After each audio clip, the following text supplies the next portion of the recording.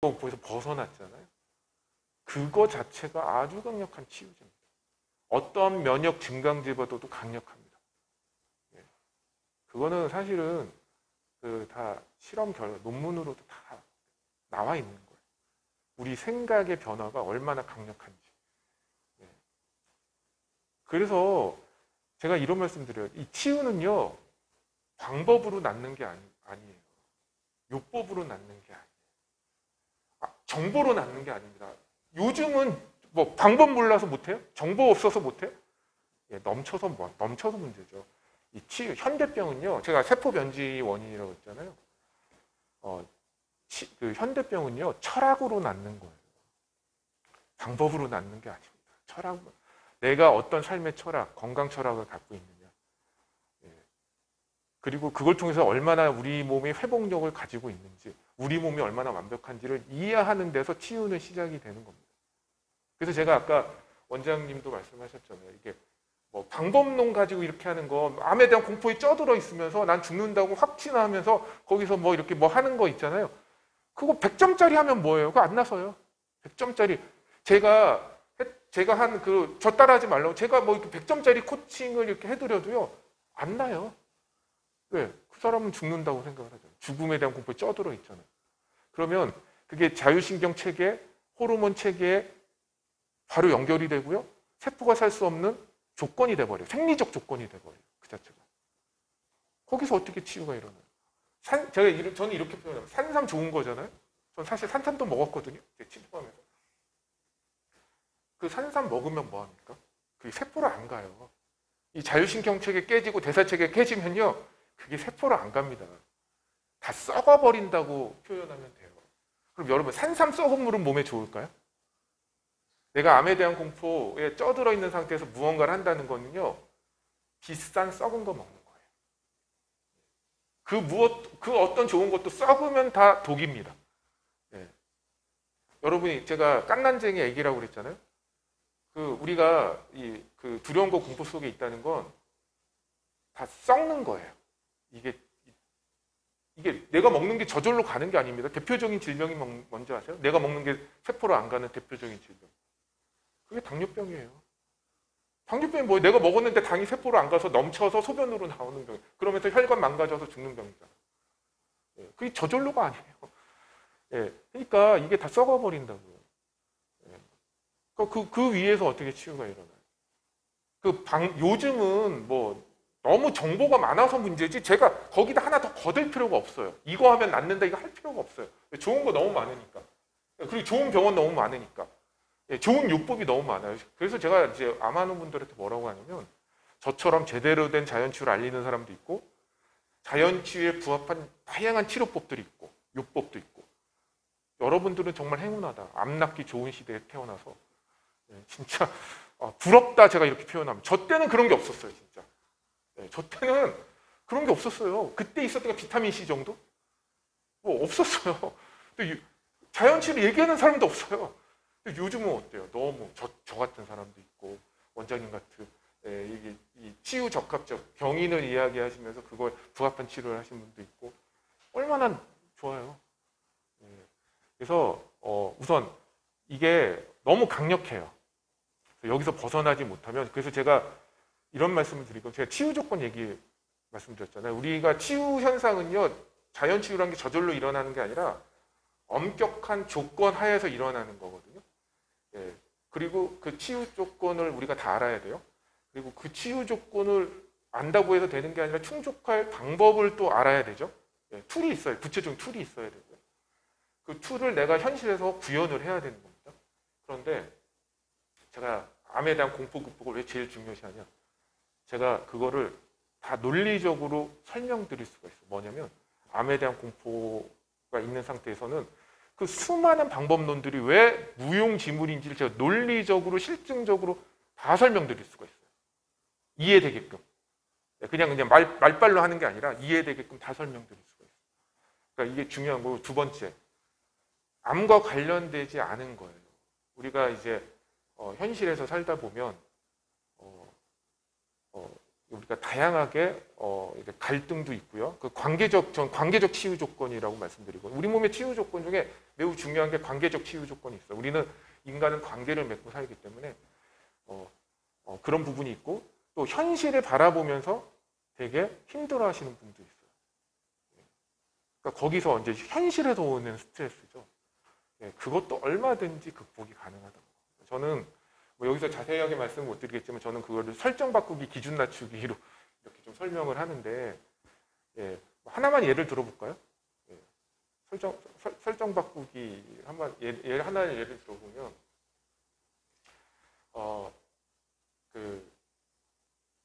여러 가지 예가 있을 수 있는데, 뭐 이런 걸 한번 들어보죠. 어떤 사람이 거절을 못해요. 그래서 그 쓸데없는 물건도 사고, 남 돈 빌려줬다 떼이기도 하고, 보증 섰다가 날리기도 하고, 현실이 괴로워요. 그러면 왜 그 사람은 그렇게 하느냐, 이게 설정의 문제거든요. 어떤 설정이냐면, 나를 아는 모든 사람은 나를 좋게 인식해야 돼 라는 설정이 있는 거예요. 그러니까 거절을 못하는 거죠. 근데 그게 제 설정 바꾸기 뭐냐면, 설정을 나한테 뭐 유리하게 어떻게 하자는 게 아니라 현실에 부합한 설정을 하자는 거예요. 그러면 모든 사람은 나를 좋아해야 되는 게 이 현실에 부합한 설정일까요? 아니, 그거는 조금만 생각을 해보세요. 내가 아는 사람 많죠? 다 좋아해? 아니죠. 그런데 왜 나를 아는 모든 사람은 나를 좋아해야 되죠? 그게 가능합니까? 그 가능하지 않은 설정을 해놓고 괴로워하고 있는 거예요. 왜 이 사람은 나를 안 좋아하지? 이 사람은 어떻게 날 좋아하게 만들까?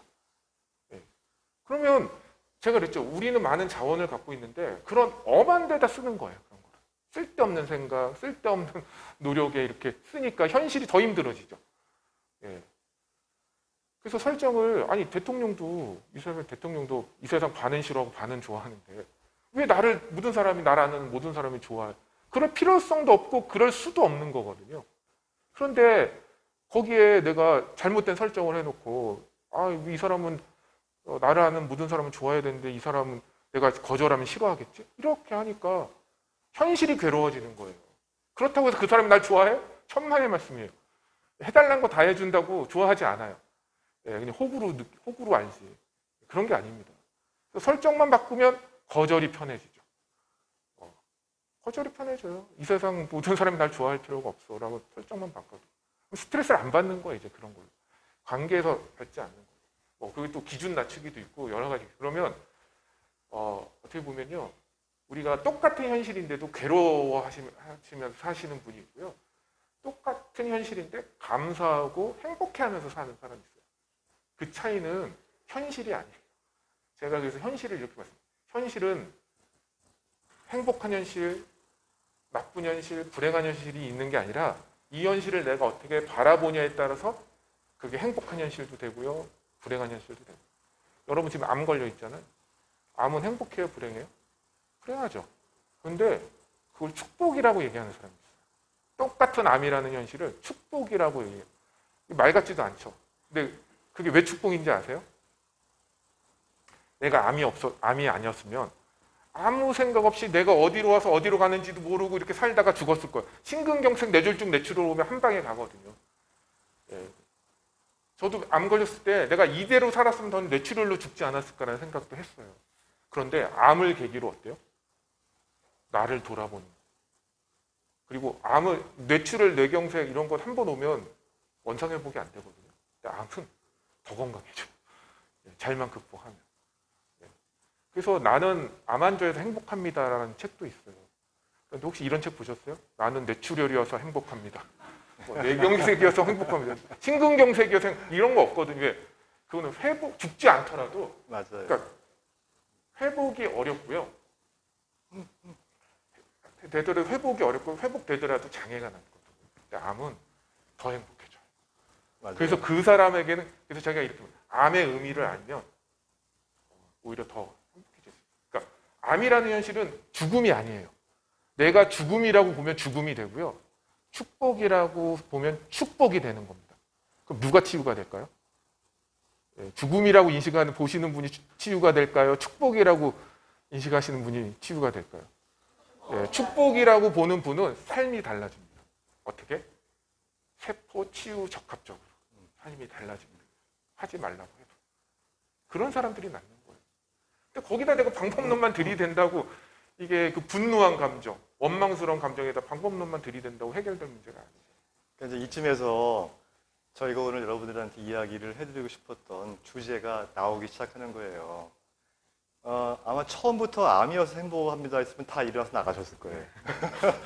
근데 이제 이쯤 이야기하고 나서 이렇게 말씀을 하시니까 다들 이제 고개 끄덕이시면서 뭔가 이렇게 함께 공통적으로 교감되는 부분이 있잖아요.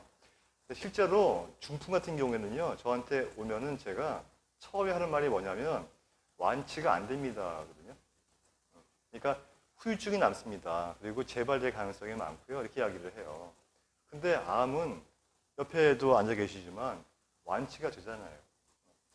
그래서 또 완치라는 개념도 저는 조금 다르게 좀 생각을 해야 된다고 보는데, 요즘에는 에이즈 같은 경우에는 이제 뭐 고혈압이나 에이즈, 당뇨 같은 경우에는 관리형 질환이잖아요.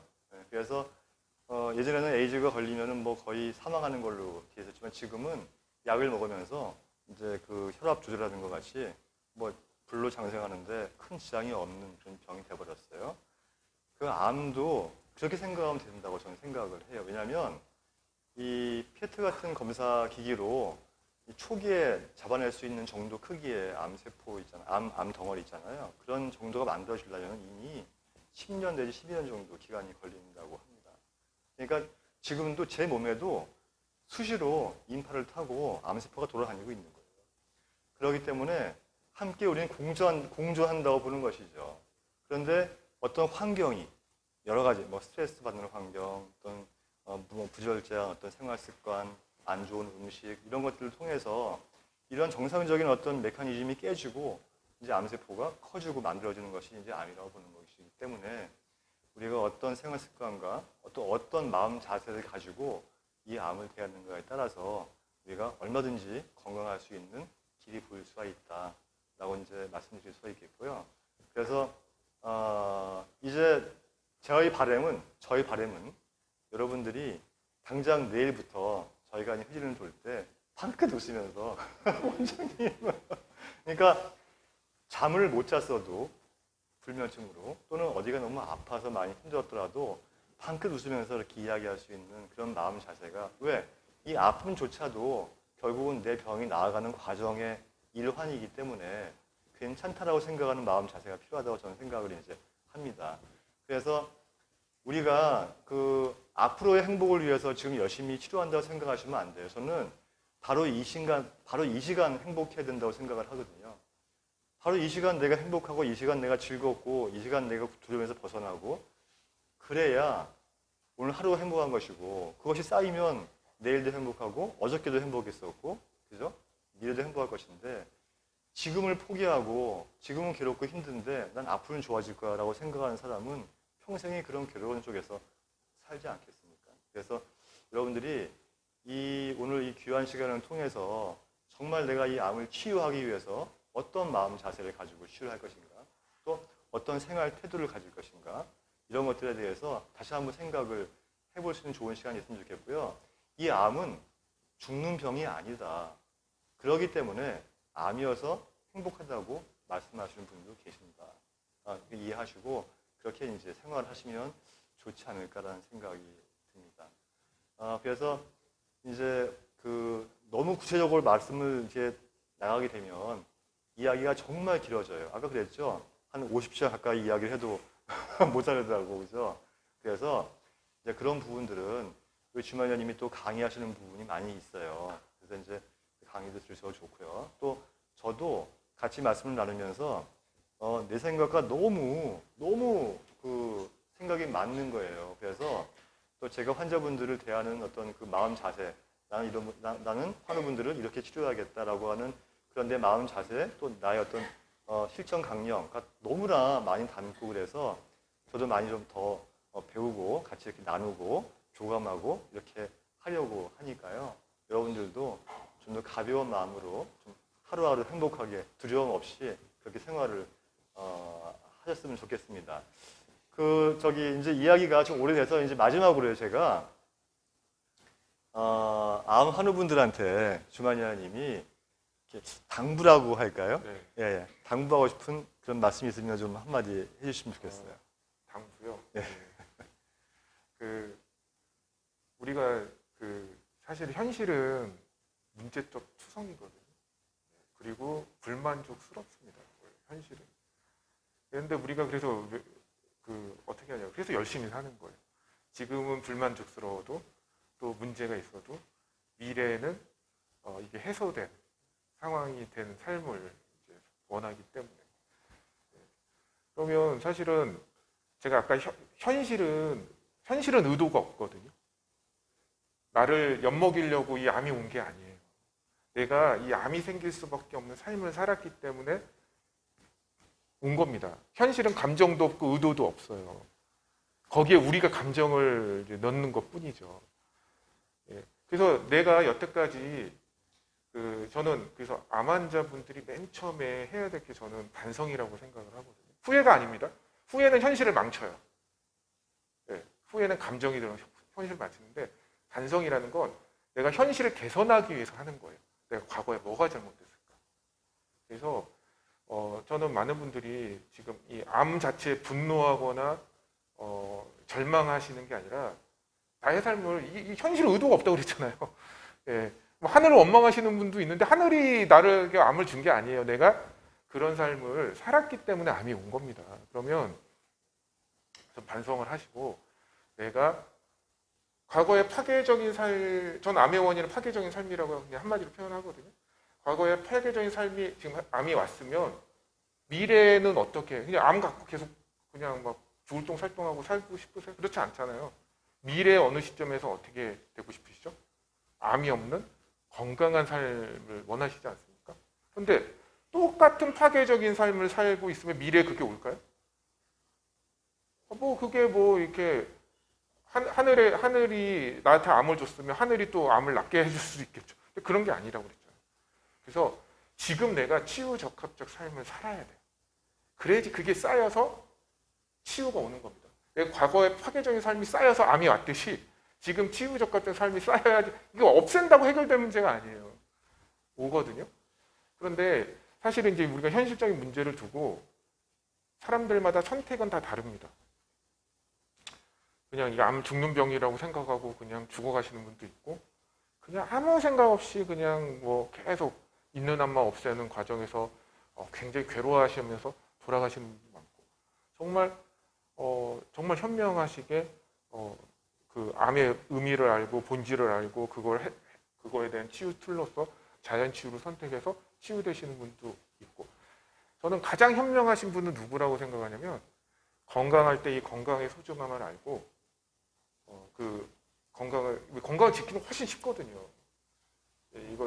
질병을 얻고 나서 회복되는 건 굉장히 어려운 문제거든요. 유지하는 건 가장 현명하신 분이에요. 저는 현명하지 못했어요. 왜냐하면 제가 건강이 완전히 망가질 때까지 전혀 그걸 인식하지 못했으니까. 근데 저는 그나마 다행인 게 암에 걸리고 나서 이게 왜 걸렸는지 여기서 벗어나려면 어떻게 해야 되는지의 현명함 그나마 있어가지고 제가 이렇게 될 수 있었습니다. 그래서 저는 많은 분들이 사실은 내가 조금 더 현명해서 걸리지 않았으면 좋았을 텐데 또 어쨌든 걸렸잖아요. 그럼 여기서 조그만한 현명을 좀 발휘하셔서 너무 암 죽음이라는 암 자체에 이제 눌려 계시는 게 아니라 조금 저는 그래서 이런 말씀 드리거든요. 암에 대한 공포에 눌려서 말초신경만 살아남는다라는 말씀. 생각을 못해요. 그냥 생존 본능, 말초신경. 나 어떻게 하지? 이 암 어떻게 없애지? 이것만 사로잡혀 계세요. 그러니까 문제의 본질을 보질 못해요. 왜? 그 두려움이 그렇게 만들어버리거든요. 두려움은 이 고도의 사고작용을 막습니다. 문제의 본질을 보는 그 사고작용 자체를 막아버려요. 공포라는 거. 왜냐면 공포라는 건 호랑이를 만났을 때 우리가 도망가는데 고도의 사고작용이 필요하지 않거든요. 어디로 어떻게 도망가는 게 가장 이 생존 본능이 제일 중요한 거거든요. 근데 암은요, 생존 본능으로 해결되는 문제가 아니에요. 생존 본능이 나오면 뭐예요? 있는 암만 없앴는데 혈안이 될 수밖에 없습니다.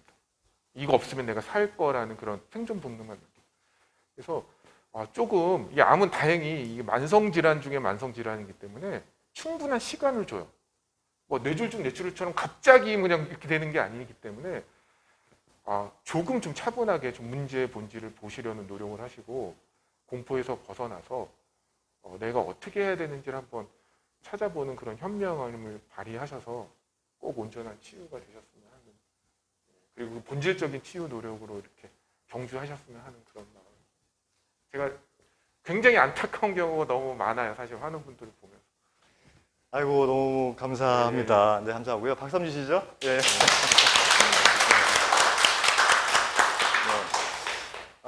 저는 이야기 듣는 데는 참 좋았어요. 왜 좋았냐면은, 이렇게 어떤 병이든지 치료하는 방법은 저는 같다고 봅니다.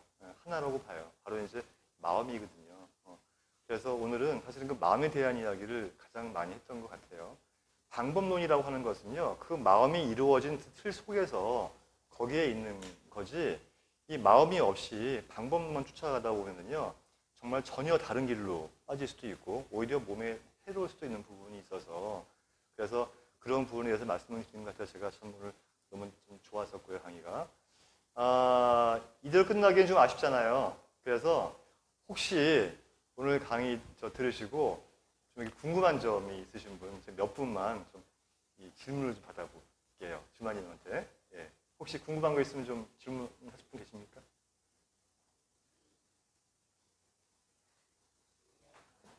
예. 제가 2011년도부터 몸이 굉장히 좀 아팠고요. 진단은 2012년 3월에 진단받았어요.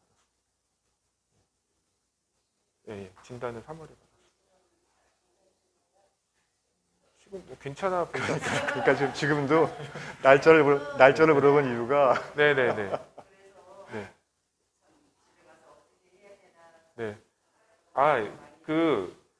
제가 신장암이니까 또 이제 신장암인 분들이 더 이제 좀 이렇게 더 관심을 갖고 하고 또 하시는데요.